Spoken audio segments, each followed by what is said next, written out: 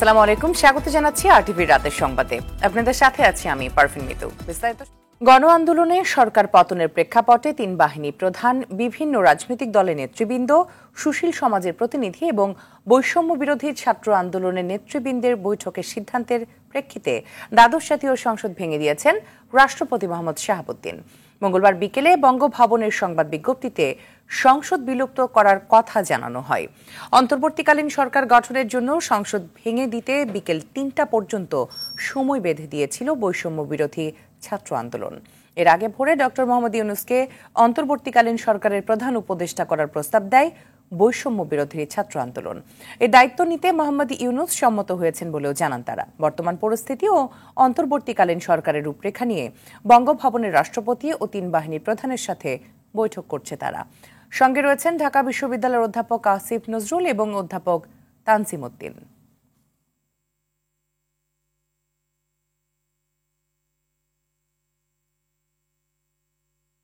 দর্শক, এই মুহূর্তে বঙ্গভবনের সামনে থেকে সরাসরি যোগ দিচ্ছেন সহকর্মী অরণ্য কফুর। অরণ্য, বৈঠকে শিক্ষার্থীরা অন্তর্বর্তীকালীন সরকারের কি রূপরেখা দিয়েছে কিছু জানতে পেরেছেন কিনা? মিতু, সন্ধ্যা ৬টায় কিন্তু কয়েকজন শিক্ষককে নিয়ে ছাত্র সমন্বয়করা এই বঙ্গভবনে প্রবেশ করেন এবং রাষ্ট্রপতির সঙ্গে বৈঠকে মিলিত হন। পরবর্তীতে ৭টা ৪৪ সেনাবাহিনী, বিমান বাহিনী এবং নৌবাহিনী প্রধানগণ এই বঙ্গভবনে প্রবেশ করেন এবং তারাও কিন্তু মিটিংয়ে যোগদান করেন। কিন্তু এত কিছুর পরেও দীর্ঘ সময় যে মিটিং চলছে সেই মিটিং কিন্তু এখনও চলমান এবং সেই মিটিংয়ে কী সিদ্ধান্ত এসেছে তার কোনো কিছুই কিন্তু আমরা বাইরে থেকে জানতে পারছি না। আমরা বঙ্গভবনের বাইরে দীর্ঘক্ষণ অপেক্ষা করছি, সমস্ত রকমের সংবাদকর্মীরা এখানে রয়েছি, কিন্তু কোনো রকমের কোনো তথ্যই কিন্তু আমরা পাইনি। শুধুমাত্র ডক্টর মোহাম্মদ ইউনূসকে যে প্রধান উপদেষ্টা করার জন্য তারা প্রস্তাবনা দিয়েছেন সেই তথ্যটুকুই আসলে জানা গিয়েছে। বাদবাকি কাদের নাম প্রস্তাব করা হয়েছে এবং রাষ্ট্রপতি বা সেনাপ্রধানরা কাদেরকে চাচ্ছেন এই বিষয়টা কিন্তু একদমই ধোঁয়াশার মধ্যে রয়েছে। এবং এত দীর্ঘক্ষণ মিটিং হওয়ার মূল কারণটাই সম্ভবত তারা মতানৈক্যে পৌঁছাতে পারছেন না। এইটি কিন্তু আমাদের সংবাদকর্মী যারা আমরা এখানে রয়েছি আমরা আলোচনা করছিলাম যে এই দীর্ঘক্ষণ লাগা এবং মতানৈক্যে পৌঁছাতে না পারা বিষয়টা কিন্তু ইতিবাচক না। বিশেষ করে যখন ছাত্র জনতার গণ অভ্যুত্থানের মাধ্যমে একটি রাজনৈতিক সরকারের পতন হয়েছে এবং একটি অন্তর্বর্তীকালীন সরকার গঠিত হবে, যেই সরকার আসলে পরবর্তী ভবিষ্যতে বাংলাদেশের রাজনীতির রূপরেখাটা প্রণয়ন করবে মূলত তারাই, যেখানে গণতন্ত্র, মানবাধিকার এবং গণমাধ্যমের স্বাধীনতা বিষয়টা কিন্তু প্রাধান্য পাবে। কিন্তু সেই বিষয়টা নিয়ে আসলে সকলের যে মৌলিক চাওয়াটা সেই বিষয়টা নিয়ে কারো দ্বিমত না থাকার পরেও কেন এত সময় লাগছে এই বিষয়টা কিন্তু যথেষ্ট উদ্বিগ্ন করছে জনসাধারণকে। বিশেষ করে এখানে বাইরে কিন্তু জনগণ রয়েছেন যারা দীর্ঘক্ষণ অপেক্ষা করছেন এবং তারা চাচ্ছেন যে যত দ্রুত সম্ভব এই অন্তর্বর্তী সরকারের তালিকাটা প্রকাশ করা হোক এবং তারা শপথ নিয়ে দেশ পরিচালনায় দ্রুততম সময়ে দেশের শৃঙ্খলাটা ফিরিয়ে আনুক। তো মিতু, আসলে এখনও আমরা কিন্তু জানতে পারিনি কারা থাকছেন এই তালিকায় এবং কবে নাগাদ এই তালিকাটা, কখন নাগাদ এই তালিকাটা কনফার্ম ফাইনাল হতে পারে। কিন্তু আমরা এতটুকু বলতে পারি যে আজকে কিন্তু অন্তর্বর্তীকালীন সরকারের শপথ হচ্ছে না। তো আমরা এই মুহূর্তে কিন্তু আমরা জানতে পারছি যে মিটিংটি শেষ হয়েছে এবং গাড়িগুলো বেরোবে। তো আমরা কিছুক্ষণ পরে হয়তো আপনাদেরকে জানিয়ে দিতে পারবো যে আসলে মিটিংয়ের সিদ্ধান্তটা কী হয়েছে। মিতু, আপনি দেখতে পাচ্ছেন যে কিছু গাড়ি কিন্তু বেরোচ্ছে এবং সম্ভবত এখানে ছাত্র প্রতিনিধিরা এবং শিক্ষকরা সেই গাড়িতে অবস্থান করছেন। কোনো রাজনৈতিক নেতা আজকে বঙ্গভবনে প্রবেশ করেছেন কি না এই বিষয়ে কিন্তু আমাদের কাছে তেমন কোনো তথ্য নেই এবং আমরা করছিলাম যে আসলে গাড়িগুলো অতি দ্রুত গতিতে ভেতরে ঢুকে যাওয়ার ফলে আমরা আসলে দেখতে পারিনি গাড়িতে কারা ছিলেন। শুধুমাত্র ছাত্র প্রতিনিধিদের ব্যাপারেই আমরা নিশ্চিত হতে পেরেছি এবং কয়েকজন শিক্ষকের ব্যাপারে। তো সব মিলিয়ে আসলে কি হবে না হবে কিছুক্ষণের মধ্যেই হয়তো আমরা জানতে পারবো এবং সবাই আশা করছে যে ইতিবাচকভাবে এই জিনিসটা শেষ হবে। তুমি তো আপনি দেখতে পাচ্ছেন যে এই মুহূর্তে সেনাবাহিনী একটি গাড়ি কিন্তু বেরোচ্ছে এবং তার পিছে বেশ কয়েকটি গাড়িকে আমরা দেখতে পাচ্ছি যেখানে যেখানে আমরা দেখতে পাচ্ছি আসলে ছাত্র প্রতিনিধি আপনি আইসা সামনে একদম মানে আমার আপনি ধাক্কা দিচ্ছেন এইভাবে আপনি বললেই তো হয়।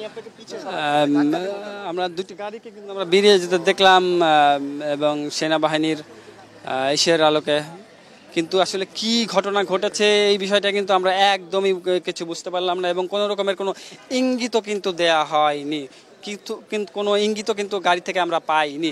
সুতরাং আসলে কি হলো না কি হচ্ছে এই জন্য আমাদের জানতে আমরা ছাত্ররা না বেরোনো পর্যন্ত কিন্তু আমাদের অপেক্ষা করতেই হবে। মিতু, অরণ্য, আমরা প্রয়োজনে আমরা আবারও আপনার সাথে যোগাযোগ করব। ধন্যবাদ আপনাকে।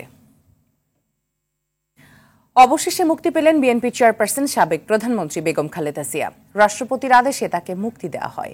বিকেলে প্রেসিডেন্টের প্রেস উইং এর পাঠানো বিজ্ঞপ্তিতে বিষয়টি জানানো হয়। এছাড়া জামিনে মুক্তি পেয়েছেন আমির খসরু মাহমুদ চৌধুরী, রুহুল কবির রিজভী ও আমানুল্লাহ আমান সহ গ্রেপ্তার হওয়া কেন্দ্রীয় নেতারা। এদিকে 1 জুলাই থেকে 5 আগস্ট পর্যন্ত বৈষম্য বিরোধী আন্দোলন ও বিভিন্ন মামলায় আটককৃতদের মুক্তি দেওয়া শুরু হয়েছে। রফিকুল ইসলামের রিপোর্ট। ছাত্র জনতার গণ অভ্যুত্থানের মধ্য দিয়ে পতন হয়েছে আওয়ামী লীগ সরকারের। গত 15 বছরের সরকার পতনের আন্দোলন করতে গিয়ে মামলায় জর্জরিত বিএনপি নেতাকর্মীরা এখন ধীরে ধীরে রাজনৈতিক মামলা থেকে মুক্তি পাচ্ছেন তারা। জিয়া অরফানেজ ট্রাস্ট ও জিয়া চ্যারিটেবল ট্রাস্ট দুর্নীতির মামলায় সাজাপ্রাপ্ত হয়ে বিএনপি চেয়ারপারসন ও 3 বারের সাবেক প্রধানমন্ত্রী বেগম খালেদা জিয়া 2018 সালের 8 ফেব্রুয়ারি কারাবন্দী হন। 2 বছরের বেশি সময় কারাবন্দী ছিলেন সাবেক এই প্রধানমন্ত্রী। 2020 সালের 25 মার্চ সরকার নির্বাহী আদেশে সাজা স্থগিত করে শর্ত সাপেক্ষে মুক্তি দিয়েছিল। এরপর 6 মাস পর পর আবেদনের পরিপ্রেক্ষিতে তার সাজা স্থগিত করে মুক্তির মেয়াদ বাড়ানো হয়। অবশেষে মুক্তি পেয়েছেন খালেদা জিয়া। রাষ্ট্রপতির কার্যালয় থেকে পাঠানো এক বিজ্ঞপ্তিতে এ তথ্য জানানো হয়। এছাড়াও কারাগার থেকে একে একে মুক্তি পাচ্ছেন বিএনপি নেতাসহ আওয়ামী বিরোধী রাজনৈতিক দলের নেতাকর্মীরা। আজকের এই বিজয়, এটি আমাদের দ্বিতীয় স্বাধীনতা। আজকে 17 বছর পর বাংলাদেশের মানুষ মুক্ত হওয়ার নিতে পারছে। স্কুল কলেজের মাসুম বাচ্চারা নিজেদের জীবন দিয়ে রক্ত ঝরিয়ে আমাদের কাছকে মুক্ত করেছে, গোটা জাতিকে মুক্ত করেছে। গত 1 জুলাই থেকে 5 আগস্ট পর্যন্ত বৈষম্য বিরোধী আন্দোলন ও বিভিন্ন মামলায় আটককৃতদের মুক্তি দেওয়া শুরু হয়েছে। ইতোমধ্যে অনেকেই মুক্তি পেয়েছেন। রফিকুল ইসলাম, RTV, ঢাকা। আজকের মধ্যে অন্তর্বর্তীকালীন সরকার গঠন করতে রাষ্ট্রপতির কাছে আহ্বান জানিয়েছেন বিএনপির মহাসচিব মির্জা ফখরুল ইসলাম আলমগীর। সকালে গুলশানে দলের চেয়ারপারসনের কার্যালয়ে বিএনপির স্থায়ী কমিটির সদস্যদের বৈঠক শেষে তিনি সব গণতান্ত্রিক শক্তিকে ঐক্যবদ্ধ হয়ে অর্জিত স্বাধীনতা রক্ষায় ভূমিকা রাখার আহ্বান জানান। রিপোর্ট করছেন জাহিদ রহমান। উদ্ভূত পরিস্থিতিতে বিএনপির চেয়ারপারসনের রাজনৈতিক কার্যালয়ে বৈঠক করে দলটির স্থায়ী কমিটির সদস্যরা। এতে লন্ডন থেকে ভার্চুয়ালি যুক্ত হন বিএনপির ভারপ্রাপ্ত চেয়ারম্যান তারেক রহমান। আমি আপনাদেরকে আজকে শুভেচ্ছা জানাচ্ছি ফ্যাসিবাদ মুক্ত বাংলাদেশে, একটি গণতান্ত্রিক বাংলাদেশের প্রত্যাশায়। বৈঠক শেষে অর্জিত বিজয় ও স্বাধীনতা সুসংহত করতে সব নাগরিককে দায়িত্বশীল ভূমিকা পালনের আহ্বান জানান মির্জা ফখরুল। বিভিন্ন প্রতিষ্ঠানে প্রতিশোধমূলকভাবে অগ্নিসংযোগ করছেন, লুটপাট করছেন, বাড়িঘরে হামলা করছেন, এটা দয়া করে অবিলম্বে এই মুহূর্ত থেকে বন্ধ করুন। যারা এটা করছেন তারা কেউ এই আন্দোলনের লোক নন, তারা সবাই কিন্তু আপনার যারা আন্দোলনের বিরোধিতা করেছে তারা এবং তাদের লোকেরাই করছে। ডক্টর ইউনূসকে অন্তর্বর্তী সরকারের প্রধান করে ছাত্রদের দেয়া রূপরেখায় বিএনপির আস্থা রয়েছে বলে জানান মির্জা ফখরুল। 24 ঘন্টার মধ্যেই এই কাজগুলো সমাধান করতে হবে। আমি রাষ্ট্রপতির কাছে আহ্বান জানাচ্ছি, কাল বিলম্ব না করে আপনি আজকে এর মধ্যেই 24 ঘন্টা প্রায় হয়ে যাচ্ছে, 2টার মধ্যেই আপনি দয়া করে এটাকে অবিলম্বে এই পার্লামেন্টকে ভেঙে দিয়ে আপনার একটা অন্তর্বর্তীকালীন নিরপেক্ষ সরকার গঠন করুন। অন্যথায় দেশে আবার রাজনৈতিক শূন্যতা দেখা দিতে পারে। ফ্যাসিবাদ মুক্ত বাংলাদেশ গড়তে যেসব ছাত্র জনতা প্রাণ দিয়েছেন তাদের প্রতি শ্রদ্ধা জ্ঞাপন করা হয় সংবাদ সম্মেলনে।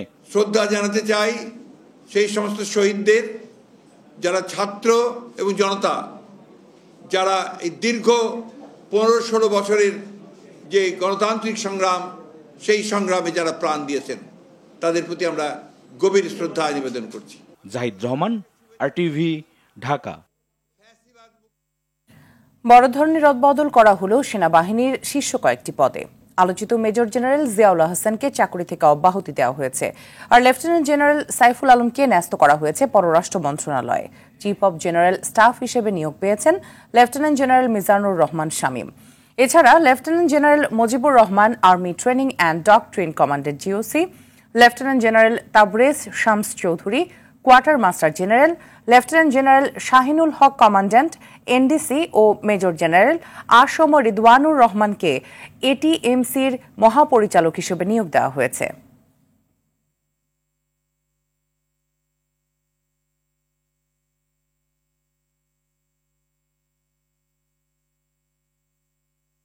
চব্বিশ ঘন্টারও বেশি সময় রাজধানীর থানাগুলো পুলিশ শূন্য। রাস্তাঘাটে নেই কোনো ট্রাফিক পুলিশ। বিভিন্ন মোড়ে মোড়ে ট্রাফিক পুলিশের দায়িত্ব পালন করছে ছাত্র জনতা। পুলিশ সদর দপ্তর থেকে শুরু করে ডিএমপি হেডকোয়ার্টারেও দেখা মেলেনি কোনো পুলিশ কর্মকর্তার। বিস্তারিত সুমন তানভীরের প্রতিবেদনে। তিলোত্তমা নগরী ঢাকা। ব্যস্ত এ শহরে 24 ঘন্টারও বেশি সময় ধরে নেই পুলিশের কোনো দেখা।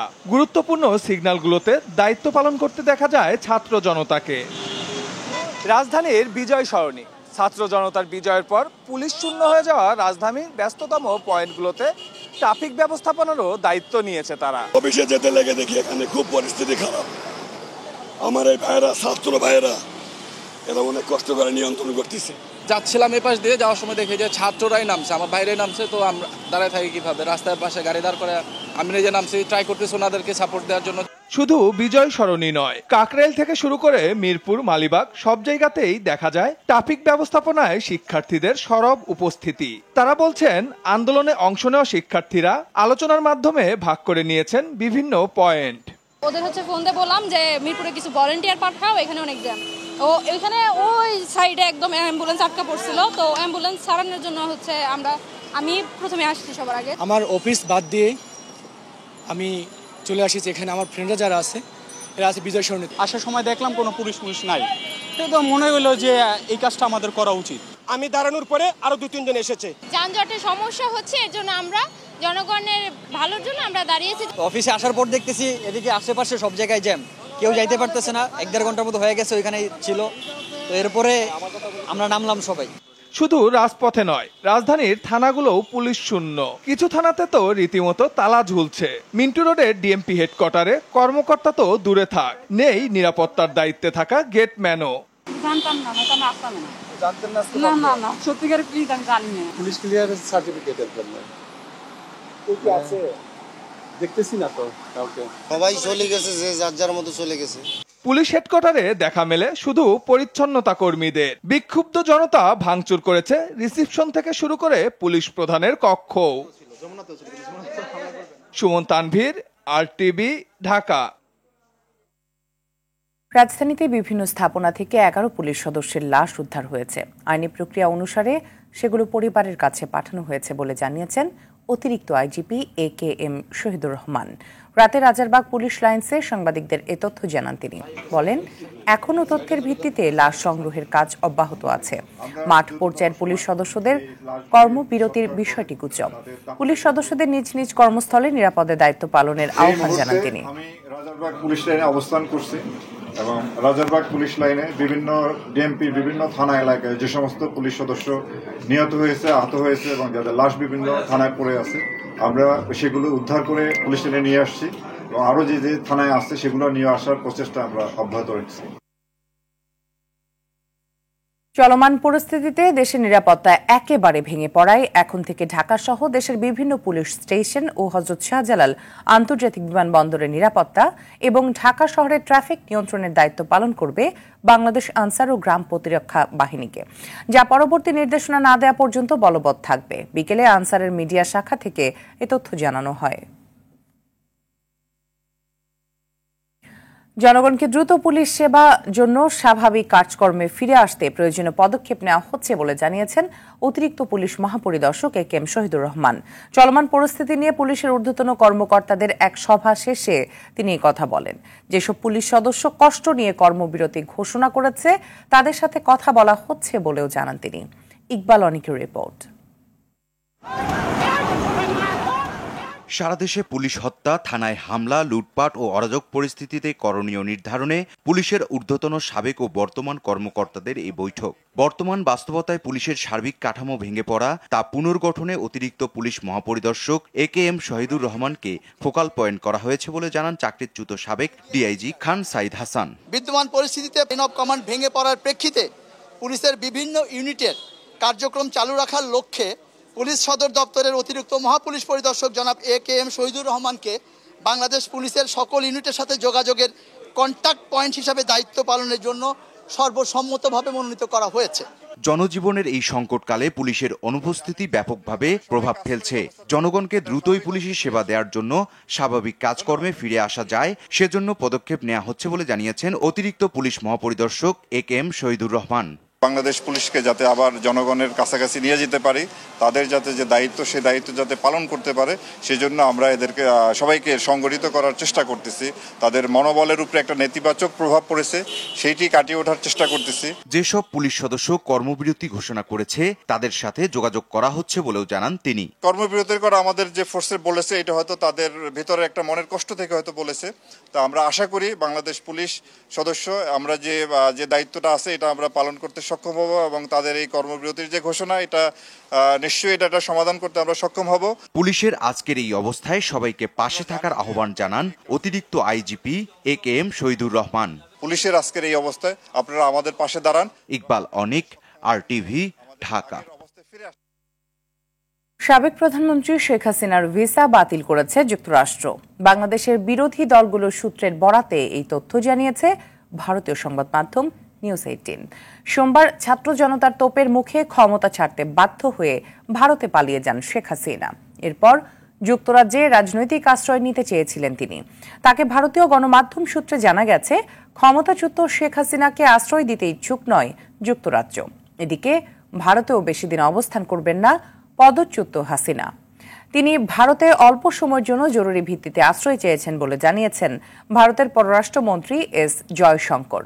এতে সাবেক এই প্রধানমন্ত্রীর শেষ আশ্রয় কোথায় হবে তা নিয়ে ধোঁয়াশা কাটেনি। সারা দেশে সংখ্যালঘু সহ সাধারণ মানুষ এবং সরকারি বেসরকারি স্থাপনায় নিরাপত্তা নিশ্চিত করতে দলীয় নেতাকর্মীদের প্রতি আহ্বান জানিয়েছেন জামায়াতে ইসলামী আমির ডক্টর শফিকুর রহমান। দুপুরে 13 বছর পর ঢাকার মগবাজারের প্রধান কার্যালয়ে সংবাদ সম্মেলনে একথা বলেন তিনি। অর্থনীতিবিদ অধ্যাপক মোহাম্মদ ইউনূসকে অন্তর্বর্তী সরকারের প্রধান হিসেবে দেখতে চেয়ে বৈষম্য বিরোধী ছাত্র আন্দোলনের সমন্বয়কদের প্রস্তাবকে তার দল শ্রদ্ধার চোখে দেখে বলে জানিয়েছেন জামায়াতে ইসলামের আমির। দেশ গঠনের জন্য ব্যবসায়ীদের ভূমিকা নেওয়ার পাশাপাশি প্রবাসীদের রেমিটেন্স পাঠানোরও আহ্বান করেন তিনি। ইতিমধ্যে আমরা সারা বাংলাদেশে জনগণকে যেমন আহ্বান জানিয়েছি, আমাদের প্রিয় সংগঠনকে আমরা আহ্বান জানিয়ে দায়িত্ব দিয়েছি যে এখন থেকে তারা যেখানেই মানুষ বিপন্ন হওয়ার আশঙ্কা আছে সেখানে তারা যেন পাহারাদারের ভূমিকা পালন করে। যেখানে এই দুর্বৃত্তপনা দেখবেন কঠোর হস্তে ওদেরকে প্রতিরোধ করতে হবে ইনশাআল্লাহ। আমরা কথা দিচ্ছি যে বিদ্যমান প্রশাসনকে আমরা এ বিষয়ে সর্বাত্মক সহযোগিতার জন্য প্রস্তুত। স্বাভাবিক হতে শুরু করেছে রাজধানীর জনজীবন। সকাল 6টার পর কারফিউ না থাকায় অন্যান্য দিনের মতো কাজে বের হয় মানুষ। বেলা বাড়ার সাথে সাথে ধীরে ধীরে বাড়ছে কোলাহল আর গণপরিবহনের সংখ্যা। নিজ গন্তব্যে ছুটছেন সবাই। আজ থেকে অফিস আদালত সহ সব আর্থিক প্রতিষ্ঠান খোলা ছিল। শিক্ষা প্রতিষ্ঠান খুললেও উপস্থিতি কম। অফিস আদালত খোলায় জনজীবনে ইতিবাচক প্রভাব পড়তে শুরু করেছে। সাধারণ মানুষের প্রত্যাশা, ক্ষমতায় যেই আসুক হানাহানি ও দুর্নীতিমুক্ত দেশ চায় তারা। এখন পর্যন্ত মন্ত্রণালয়ে কোনো মন্ত্রীরা না এলেও স্বাভাবিকভাবে শুরু হয় সচিবালয়ের কার্যক্রম। কয়েকটি দপ্তরের সচিবরা অফিস করেছিলেন। তবে দুপুরের দিকে আগুন আতঙ্কের গুজবে সচিবালয় ছাড়ে কর্মকর্তা কর্মচারীরা। হঠাৎ করেই গুজব ছড়ানো হয় যে সচিবালয়ের 7 নম্বর বিল্ডিংয়ের নিচতলায় আগুন লেগেছে। এ সময় হুড়মুড় করে সবাই সচিবালয় থেকে বের হয়ে যান। তবে স্বরাষ্ট্র মন্ত্রণালয়, রেলপথ মন্ত্রণালয়, শিক্ষা মন্ত্রণালয়ের বেশ কিছু কর্মকর্তা জানান, দীর্ঘদিন ক্ষমতা কুক্ষিগত করে রাখা কুচক্রী মহল নানা গুজব ছড়িয়ে স্বাভাবিক হতে যাওয়া দেশের পরিস্থিতিকে অস্বাভাবিক করার চেষ্টা করছে। স্বৈরশাসক শেখ হাসিনার পদত্যাগের পর দেশ ছেড়ে পালানোয় আনন্দ মিছিল করেছে সাধারণ মানুষ। স্বতঃস্ফূর্ত স্লোগানে মুখরিত ছিল জেলা উপজেলা থেকে ইউনিয়ন। জাত মত নির্বিশেষে কাঁধে কাঁধ মিলিয়ে বিজয় উল্লাসে মেতেছে সাধারণ মানুষ। সকলের চোখে যুদ্ধ জয়ের আনন্দ, মুখে বুলি পতন হয়েছে স্বৈরতন্ত্রের। ছাত্র জনতার বিজয় উল্লাসে দলে দলে যোগ দেয় বিএনপি ও জামায়াত সহ বিভিন্ন দলের নেতাকর্মীরা।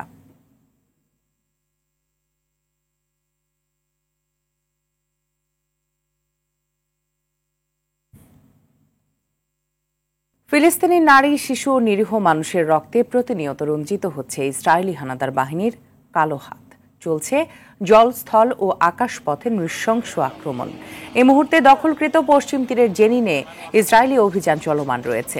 এতে নিহত হয়েছে অন্তত 4 জন। সংবাদ মাধ্যম আল জাজিরা এ তথ্য জানিয়েছে। প্রতিবেদনে বলা হয়, গেল 24 ঘন্টায় উপত্যকাটিতে ইসরায়েলি হামলায় নিহত হয়েছে অন্তত 40 ফিলিস্তিনি। এ নিয়ে ছোট এ ভূখণ্ডে মৃতের সংখ্যা দাঁড়ালো 39,653 জনে।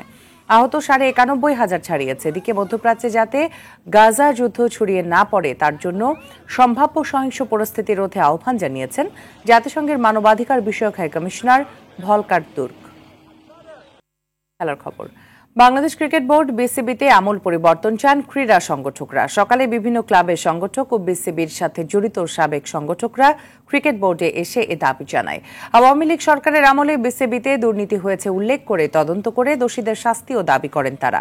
বিসিবির সাবেক যুগ্ম সম্পাদক রফিকুল ইসলাম বাবুর নেতৃত্বে এ সময় বিসিবির সাবেক 2 কাউন্সিলর জিয়াউর রহমান ও বোরহান উদ্দিন উপস্থিত ছিলেন। ক্লাব কর্তাদের মধ্যে ছিলেন মোহামেডানের তরিকুল ইসলাম, পারটেক্স স্পোর্টিং এর সাজ্জাদ হোসেন, লিজেন্ডস অব রূপগঞ্জের সাব্বির আহমেদ, প্রাইম দোলেশ্বরের মুশতাক হোসেন। এছাড়া সাবেক ক্রিকেটার মিনহাজুল আবেদিন নান্নু, হাবিবুল বাশার, দেবব্রত পাল ও শাহাদাত হোসেনও উপস্থিত ছিলেন। রাতের সংবাদ এ পর্যন্ত। সর্বশেষ সংবাদ জানতে যে কোনো মোবাইল ফোন থেকে 2414 নম্বরে ডায়াল করুন। মধ্যরাতের সংবাদ 1টায় দেখার আমন্ত্রণ রইল। ধন্যবাদ সবাইকে।